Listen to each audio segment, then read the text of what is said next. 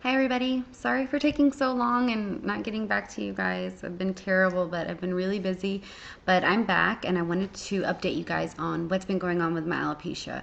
And it's pretty good news. I have been still going to the dermatologist and getting the steroid injections into the scalp, and they have been progressively working. It's been slow, and some of the bald spots in the front are growing by really slow. But other than that, also another progress that I found is that me and my dermatologist wanted to see what the underlying problem was. And so we decided to do some more blood work. And the blood work showed up that I was deficient in vitamin D. Now, she believes, or she had read that this could have a link to autoimmune diseases. And so she wanted me to check with my primary doctor and see what he thought and see if I should start taking some vitamin D. So I went over there, and my vitamin D level was at 26. Now, to be healthy, you want to be between 30 and 80, but usually, my dermatologist told me that I should be between 50 and 80, and I was at 26. So I got my blood drawn again with my primary doctor, and it was at 24. So I was definitely deficient in vitamin D.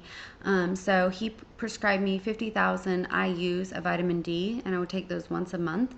Now, I didn't know if this was a lot or not, so let me know what you think.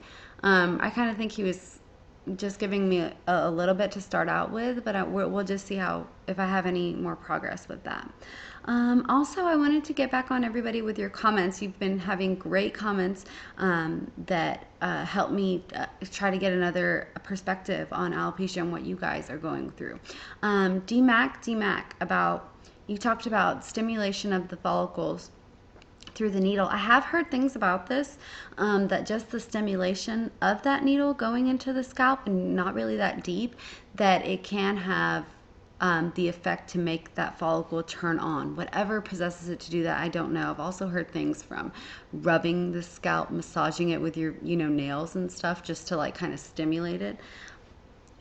I have no idea, but it does sound interesting to know that that has kind of worked for you. So definitely something to look into and maybe ask my dermatologist what she thinks about that. Because we are using the steroid injections and the needle can be stimulating the follicle in itself. And the steroid injections actually do have side effects as far as they cause little divots, like little lesions in the head when the dose is too strong. So thanks for that comment. Also, lard lizard, you were talking to me about using your organic shampoo, and I kind of was curious what kind of shampoo you're using, and how is that working for you. I know that the stuff that we use nowadays is just junk, really, but also the diet and the food that we eat is also really important when it comes to a healthy system, and what are the nutrients that we're lacking that can cause skin diseases or autoimmune diseases. So yeah, Ryder Rocket also 13, you had asked me about the itching of the scalp due to the steroid injections. I did find that the scalp itched right after I got the injections, and I would just, like, all day I would be wearing my wig, and then when I would come home I would take it off and I would just want to rub my scalp, like itch it all along. So it wasn't anything too major that I couldn't just itch and be done with it. It wasn't too bad, but I kind of just thought it was working when it was itching like that. So I was like, again, trying to stimulate my scalp the best I could by itching it. Also, Kenny Risk, man, I understand what you're talking about with the eyebrows. It is hard, especially because I went through losing my eyebrows when I was in high school, and learning how to do them, at such a, tender age when everybody is watching you, and, so as a male, I can only imagine. But I did want to recommend to you Sharon.com. I just actually found this website the other day and ordered some like permanent eyeliner from her. And she's great. She's really sweet. She called me up and everything to make sure that I got the right color, the right amount.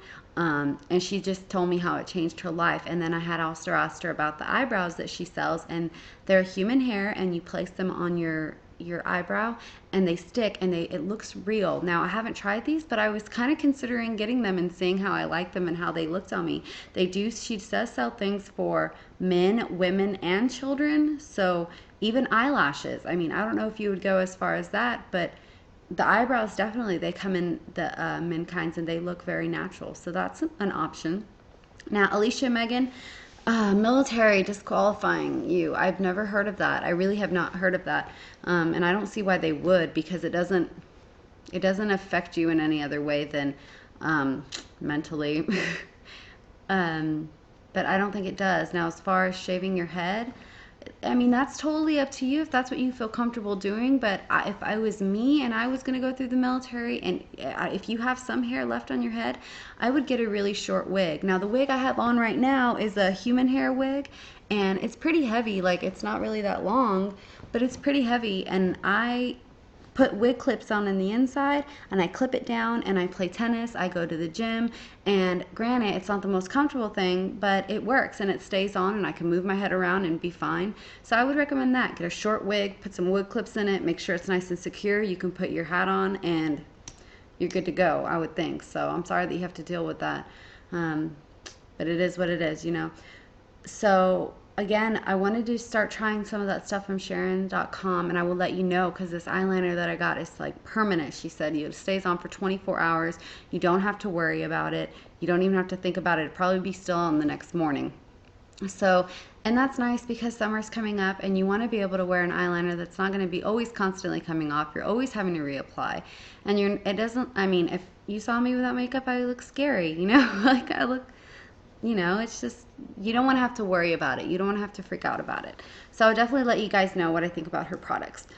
Other than that, please let me know if you have any questions. Also, if you are deficient in vitamin D, let me know. And you have alopecia, maybe we can find a coinciding link here, because I'm kind of excited that I'm deficient in vitamin D. So now I know if I do start getting vitamin D and my hair starts growing back quicker, maybe we can find something out. So let me know, okay? Thanks for watching, guys. Okay, I'll get back.